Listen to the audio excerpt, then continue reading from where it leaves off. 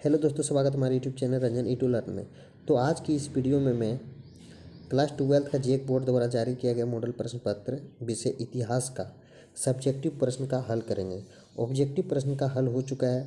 अगर नहीं देखे तो हमारे चैनल पर वीडियो अपलोड है, जाके देख सकते हैं, या तो इस वीडियो के नीचे डिस्क्रिप्शन में लिंक दे दूँगा। तो चलिए वीडियो को शुरू करते हैं और उसका हल करते हैं। पहला प्रश्न पूछ रहा है, इसमें देखिए प्रश्न संख्या रहेगा आपको 8, यानी कि 31 से लेकर 38 के बीच में प्रश्न संख्या 8 रहेगा। उसमें से आपको किन्हीं 6 प्रश्नों का उत्तर देना है, जिसके लिए आपको एक प्रश्न का 2 अंक निर्धारित किया गया है। तो चलिए प्रश्न संख्या 31 को देखिए, सिंधु घाटी सभ्यता को हड़प्पा की सभ्यता भी क्यों कहा जाता है? इसका क्या कारण है जो सिंधु घाटी सभ्यता को हड़प्पा सभ्यता भी कहा जाता है? तो इसका देखिए, दयाराम साहनी 1921 ईस्वी में सिंधु घाटी सभ्यता की खुदाई सबसे पहले हड़प्पा नामक स्थल पर किया था, इसलिए इसे हड़प्पा सभ्यता भी कहा जाता है। अब देखिए प्रश्न संख्या 32 को, भारतीय पुरातत्व के जनक किसे कहा जाता है? भारतीय पुरातत्व का जनक किसे कहा जाता है? तो इसका सही आंसर हो जाएगा sir Alexander Cunningham. Sir Alexander Cunningham को भारतीय पुरातत्व का जनक भी कहा जाता है। और देखिए सर अलेक्जेंडर कनिंघम ब्रिटिश सेना के बंगाल इंजीनियर ग्रुप में इंजीनियर थे। ये भी थोड़ा पढ़ लीजिएगा, आपको दे दिया गया है। अब नेक्स्ट को देखते हैं। प्रश्न संख्या 33 को देखिए, अशोक के अभिलेख सर्वप्रथम किसने पढ़ा था? तो जो अशोक के अभिलेख सर्वप्रथम जो है जेम्स प्रिंसेप ने पढ़ा था। और कब पढ़ा था? तो 1837 ईस्वी में सर्वप्रथम अशोक के अभिलेखों को पढ़ा। जी का तो क्या, इसका सही आंसर हो जाएगा भारत के मध्य प्रदेश राज्य में। भारत के मध्य प्रदेश राज्य में इतना भी लिख दीजिएगा तो चलेगा, लेकिन रायसेन जिले लिख देने से आपको बहुत ही अच्छा, यानी कि 2 नंबर कटने का चांस नहीं रहेगा।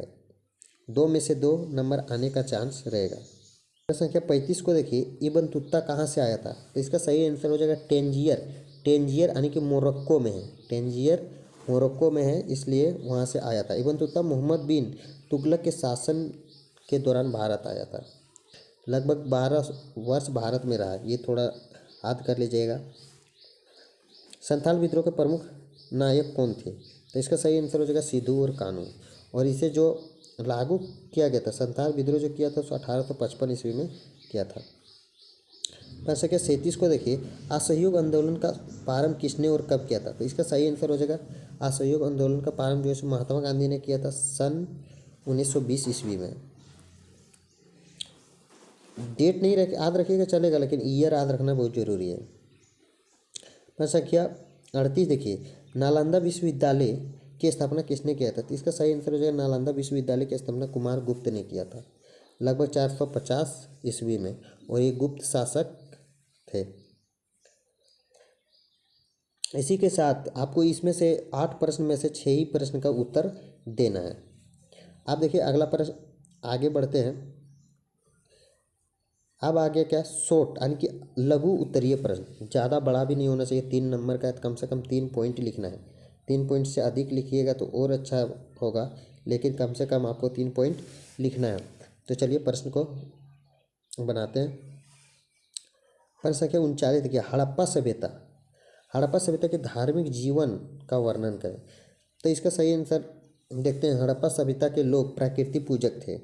प्राकृतिक पूजक थे, 1 पॉइंट ये लिख देना है। जैसे प्राकृतिक पूजक में हो जाएगा नाग पूजा करते थे, जल पूजा करते थे, सूर्य पूजा करते थे, अग्नि की पूजा करते थे, पशुपति का पूजा करते थे, इन सब का पूजा करते थे, जो आप देख लीजिएगा। उसके बाद देखिए, और इसको बसाने वाले लोग जो है सो इसको बसाने वाले निषाद थे, किरात थे, भील थे, ये सब समुदाय के थे। इसके अलावा भगवान शिव को भी पूजा किया जाता था। हड़प्पा सभ्यता में भगवान शिव को भी पूजा किया जाता था। मातृ देवी के साथ ही देवी देवताओं की उपासना भी करते थे। मातृ देवी देवताओं को बलि भी दिया जाता था। धार्मिक अनुष्ठानों के लिए बनाई गई थी, लेकिन मंदिर का प्रमाण प्राप्त नहीं होते थे। विश्वास, सिंधु घाटी से प्राप्त पत्थरों की छोटी मूर्तियाँ, मोहरों और मिट्टी की मूर्तियाँ के अध्ययन से सिंधु घाटी के लोग धर्म के कुछ अनुमान लगाते हैं। अगर आप इतना भी लिखिएगा चलेगा, यहाँ तक भी लिखिएगा तो चलेगा। अब इतना आगे बढ़ा देते तो और अच्छा इंपॉर्टेंट हो जाएगा थोड़ा। प्रश्न संख्या 40 का, अभिलेख से आप क्या समझते हैं, इनका महत्व क्या है?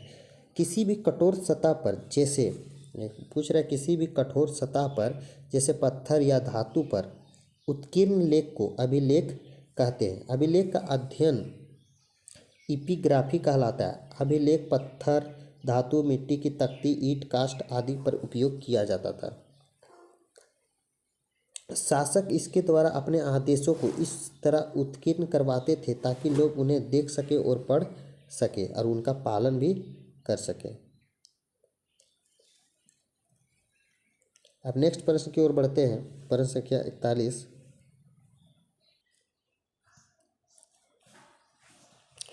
प्रश्न संख्या 41 को देखिए, त्रिपिटक से आप क्या समझते हैं? तो त्रिपिटक का जो अर्थ होता है सो तीन पिटारी है। इसका अर्थ तीन पिटारी है। बौद्ध धर्म के प्रमुख ग्रंथ जिसे सभी बौद्ध संप्रदाय महायान, थेरवाद, वज्रयान, मूल सरस्वतीवाद आदि मानते हैं। यह बौद्ध धर्म का प्राचीनतम ग्रंथ है जिसमें भगवान बुद्ध के उपदेशों संग्रहित है। यह ग्रंथ पाली भाषा में लिखा गया है और विभिन्न भाषाओं में अनुवाद किया गया है। तो इसका आंसर आप लोग देख लीजिएगा। स्क्रीनशॉट लेना चाहते हैं तो स्क्रीनशॉट भी ले सकते हैं। प्रश्न संख्या 42 को देखते हैं। अल-बरूनी पर एक संक्षिप्त टिप्पणी लिखें। तो इसका सही आंसर हो जाएगा अल-बरूनी, जिसका नाम अबू अल रेहान मोहम्मद था। इतना ही लिखना है, इससे ज़्यादा नहीं लिखना है। इसका जन्म उज्बेकिस्तान के खीवा, जो भी प्राचीन नामक क्षेत्र में हुआ था, खीवा नामक क्षेत्र में हुआ था।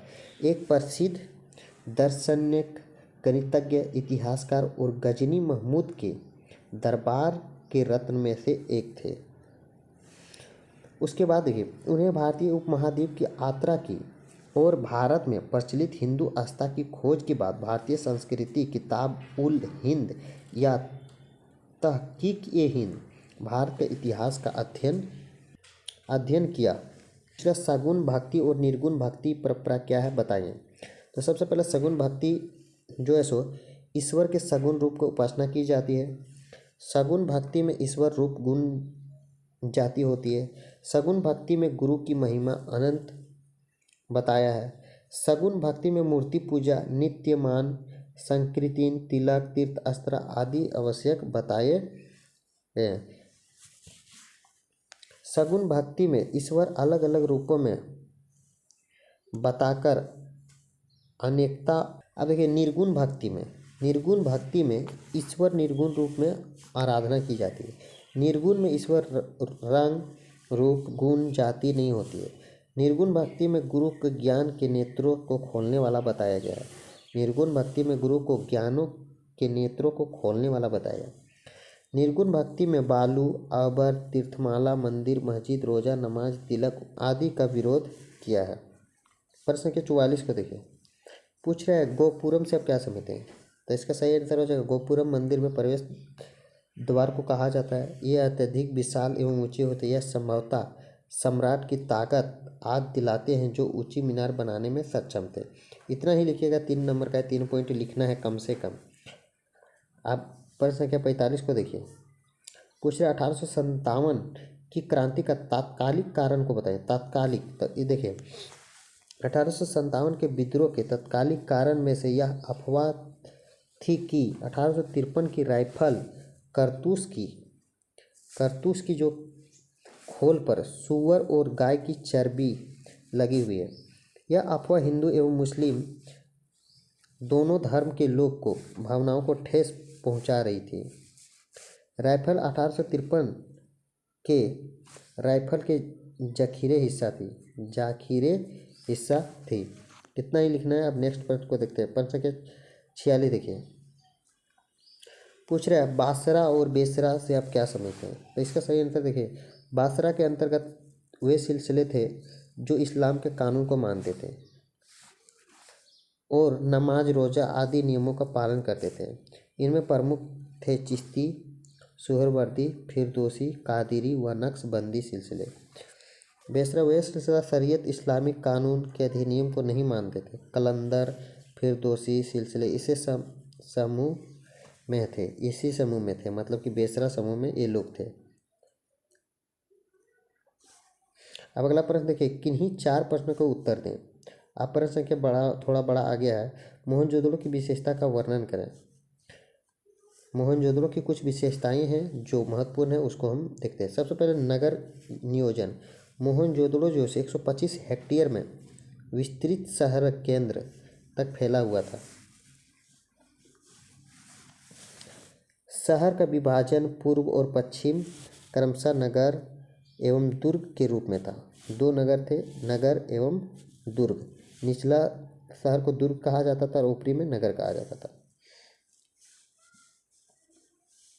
अब आगे देखिए, इतना हो जाने के बाद इसके सड़क व्यवस्था कैसा था।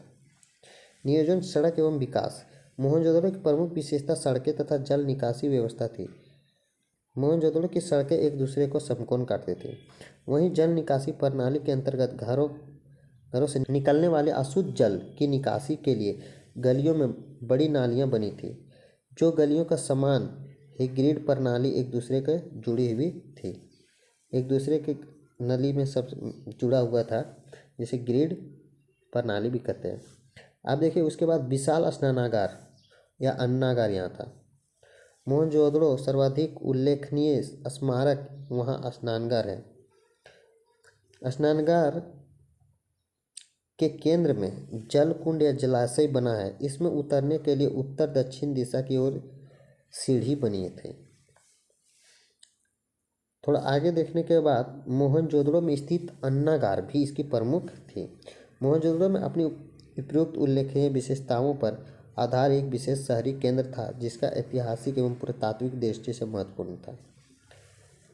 स्क्रीनशॉट आप लोग ले लीजिएगा, या तो पीडीएफ चाहिए तो किसी कमेंट में कीजिएगा, हम पीडीएफ आपको सेंड कर देंगे। मगध साम्राज्य के शक्तिशाली होने के कारण की चर्चा बताइए। अब ये लगभग 5 नंबर का है, तो कम से कम 5 पॉइंट जो होना चाहिए। तो चलिए देखते हैं। सबसे पहला देखिए, मगध के सबसे शक्तिशाली महाजनपद होने में निम्नलिखित कारण थे। क्या क्या कारण थे वो देखते हैं।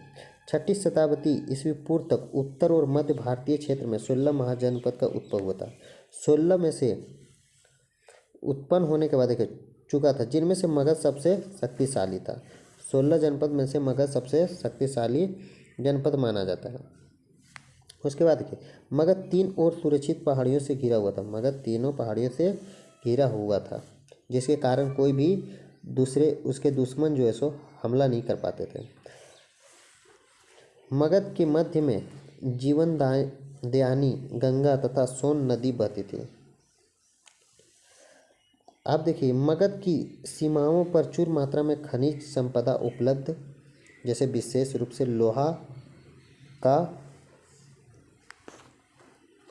लोहे की खानें थी। उसके बाद आगे देखते हैं, मगध महाजनपद के शक्तिशाली तथा महत्वाकांक्षी राजाओं की प्राप्ति थी। मगध शासकों ने अपनी कूटनीति तथा वैवाहिक संबंध से मगध को शक्तिशाली बनाया। इस प्रकार मगध महाजनपद को एक नहीं आपूर्ति अनेक लाभदायक स्थिति प्राप्त हुई, जिनके कारण मगध महाजनपद के शक्तिशाली महाजनपद बना। इतना ही लिखना है आपको। मगध उत्थान एक कारण उसकी विशाल सेना थी। किंवदंतियों के अनुसार नंदों के पास 2 लाख सैनिक 60,000 घुड़सवार और 6,000 युद्ध हाथी थी। कोई भी अन्य साम्राज्य इतना साहसी नहीं होगा कि मगध की ओर देख सके। जिसके पास बड़ी सशस्त्र सेना थी, वे युद्ध को हाथियों को हथियार के रूप में तैनात करने वाले पहले व्यक्ति थे। इसीलिए इसको महानतम राजा कहा जाता है। अब देखिए, प्रश्न संख्या 49 पूछ रहे, वर्ण व्यवस्था और जाति व्यवस्था पर अलबरूनी के विवरण का परीक्षण कीजिए। तो इसका सही हो जाएगा, वर्ण व्यवस्था को 4 समूह में अर्थात ब्राह्मण, क्षत्रिय, वैश्य और शूद्र में विभाजित किया गया है। ब्राह्मणों को अग्रणी वर्ण के रूप में जाना जाता था, यानी कि उच्च जाति के लोग, और उन्हें सर्वोच्च दर्जा दिया जाता था। ब्राह्मण से वेदों को सीखने और शिक्षित करने की अपेक्षा की गई। क्षत्रिय औधाओं, राजाओं, प्रशासनिक सहायता क्षत्रिय वर्ण एक दूसरे स्थान पर था। उनसे लड़ाई लड़ने और लोगों की सुरक्षा करने की अपेक्षा की गई थी। क्षत्रिय जो लोग था वो क्या करना था, लड़ाई करने लड़ाई करने और सुरक्षा करने के लिए रखा जाता था। वैश्य वर्ण किसान, चरवाहे और व्यापारी सहित तीसरे स्थान पर था। अब आगे देखते वैश्य के बाद अब शूद्र। शूद्र एक श्रमिक, मजदूर, कारीगर, साहित्य पद अनुक्रम के अंतिम स्थान पर थे। उनमें से अन्य तीनों वर्णों के सहायता की अपेक्षा की गई थी। स्त्रियों को भी प्रायः शूद्र समझा जाता था। शूद्रों की बलिदान देने की अनुमति नहीं थी और यहाँ तक कि उन्हें ऐसा समारोह में भाग लेने की भी अनुमति नहीं थी। वर्ण व्यवस्था तो हो गया। अब देखिए जाति व्यवस्था। जाति व्यवस्था सामाजिक और आर्थिक प्रशासनिक रूप में एक रूप है जो सिद्धांतों और पारंपरिक नियमों पर निर्भर करती है। इसने लोगों के सामाजिक समूह जाति में विभाजित कर दिया, जहां अधिकार और कर्तव्य जन्म से तय हुआ था। इस प्रकार इस लेख में हमें वर्ण और जाति व्यवस्था की बुनियादी समझ मिली। हालांकि इन दोनों शब्दों को कभी कभी एक दूसरे स्थान पर उपयोग किया जाता है। एक बात है जो हमें समझने की ज़रूरत है, वह यह है उनमें से बीच बहुत अंतर है। जहाँ जाति व्यवस्था पूरी तरह से जन्म पर आधारित है, वहीं वर्ण व्यवस्था कर्म पर आधारित मानी जाती है। ये इम्पोर्टेंट है। जाति व्यवस्था जो है सो कर्म पर निर्धारित था, वहीं वर्ण व्यवस्था जो था सो काम पर निर्भर करता था। इतना ही लिखिएगा, इससे ज़्यादा नहीं। अब देखिए प्रश्न संख्या 50, 1857 के विद्रोह के प्रमुख कारण। ये इम्पोर्टेंट प्रश्न है, एग्जाम में आ भी सकता है, इसलिए इसको अच्छे से कंठस्थ कर लीजिएगा और अच्छे से समझ लीजिएगा। पूछ रहे उत्तर 1857 के मुख्य कारण। ब्रिटिश ईस्ट इंडिया कंपनी विस्तारवादी नीतियों, प्रशासनिक नवविचार और आर्थिक शोषण के कारण भारत में लोग असंतोष पैदा हो गया। जो उसके नीति थे यानी ईस्ट इंडिया कंपनी के और नव विचार और आर्थिक शोषण के कारण भारत के लोगों में असंतोष पैदा हुआ, उससे भरोसा उठ गया। अब अगला पॉइंट देखते हैं। ब्रिटिश सरकार की गोद निषेध प्रथा या हड़प नीति था। वो लोग हड़प नीति के कारण यानी हड़पना चाहता था, जिसके कारण एक या भी विद्रोह का मेन पॉइंट हो सकता है। देखिए भारतीय सैनिकों के साथ असमान व्यवहार। अपने जो ब्रिटिश सैनिक थे उसे कुछ ज़्यादा ही मान्यता दिया जाता था और भारतीय सैनिक थे उन्हें कम व्यवहार, उच्च पदों पर नियुक्ति करने से वंचित थे। यूरोपीय सैनिकों की तुलना में कम वेतन, डाकघर अधिनियम पारित, निःशुल्क डाक सेवा की समाप्ति, चर्बी वाले कद्दूस की मुद्दा, ये सभी उसमें से मेन पॉइंट है। 1857 के अन्य कारण भी थे। सामाजिक धार्मिक कारण, अंग्रेजों में प्रजातीय भेदभाव तथा श्रेष्ठता की भावना, ये भी इम्पोर्टेंट है। ईसाई मिशनरियों प्रोत्साहन, विभिन्न सामाजिक सुधार कार्यक्रम तथा अन्य नियमों का निर्माण। सैनिक कारण, सैनिक का वेतन में भत्ते, आर्थिक असमानता, भेदभाव, उनका मनोवैज्ञानिक एवं धार्मिक उत्पीड़न, ये सब भी मेन पॉइंट थे। भारतीय राष्ट्रीय आंदोलन, गांधी जी की क्या भूमिका है, इनके बारे में चर्चा कर रहे हैं। उत्तर अहिंसा सत्याग्रह विचारधारा का जन्म। एक पॉइंट है, गांधी जी की अहिंसा और सत्याग्रह की विचारधारा ने राष्ट्रीय आंदोलन की दिशा का एक अलग दिशा में बदल दिया। गांधी जी के आगमन से पहले ही ये सिद्धांत लोगों में गहराई तक जड़ें नहीं जमा पाती थी और आज़ादी का संघर्ष दिशाहीन था। गांधी जी के आगमन के बाद स्वतंत्रता संग्राम को एक सार्थक दिशा मिला। मतलब बोल रहा है कि लोग पहले इस आंदोलन से पहले लोग अपने आज़ादी के लिए उतना भी मजबूत नहीं बना पा रहे थे, इसलिए गांधी जी ने राष्ट्रीय आंदोलन किया था ताकि लोग अच्छे से समझ जाए और उसमें भाग लें। गांधी जी का जन आंदोलन। जनवरी 1919 में ब्रिटिश सरकार ने रोलेट एक्ट पारित किया। इस अधिनियम ने सरकार को किसी भी व्यक्ति को अदालत में मुकदमे दोषी सिद्धि के बिना जेल में डालने का अधिकार दिया। ये जो रॉलेट एक्ट में पारित हुआ था कि जो भी दोष नहीं है फिर भी उसको जेल में डाल देता था। यह भारतीय सरकार क्रांतिकारियों को दबाने की नीति का क्रम था। अब देखिए, लोगों में आत्मविश्वास जगाया। गांधी जी के राष्ट्रीय राजनीतिक प्रवेश के बाद भारत ने वर्ष 1917 और 18 में चंपारण खेड़ और अहमदाबाद में 3 जीत देखी। इससे भारतीय खोया हुआ आत्मविश्वास पुनः प्राप्त हो गया। राष्ट्रवादी भावना से प्रेरित हिंदू मुस्लिम में एकता, इसमें हिंदू और मुस्लिम भी एकता के साथ गांधी जी के साथ दिए थे। लोग के विभिन्न समूह में भागीदारी, गांधी जी जानते थे कि समाज में हर वर्ग की भागीदारी में समर्थन बिना भारत आज़ाद नहीं मिल सकता, इसलिए सभी शूद्र वंश को भी लिया गया, शूद्र जाति को भी, क्षत्रिय को भी लिया गया,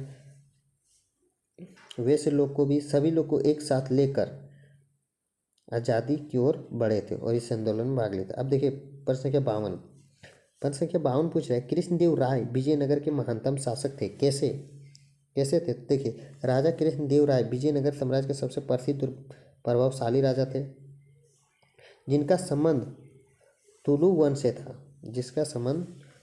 वंश से था। उनके शासन की विशेषता राज्य के विस्तारित और सुदृढ़ थी। उन्हें तुंगभद्रा और कृष्णा नदियों के बीच स्थित उपजाऊ भूक्षेत्र रायचूर दोबाव पर अधिकार कर अपने राज्य का विस्तार आर्थिक सुदृढ़ीकरण किया। इसके कारण भी उसे विजयनगर का महानतम शासन माना जाता है। वीरता के साथ साथ विजयनगर का साम्राज्य शासन व्यवस्था के आधार पर विश्व में अतुलनीय था।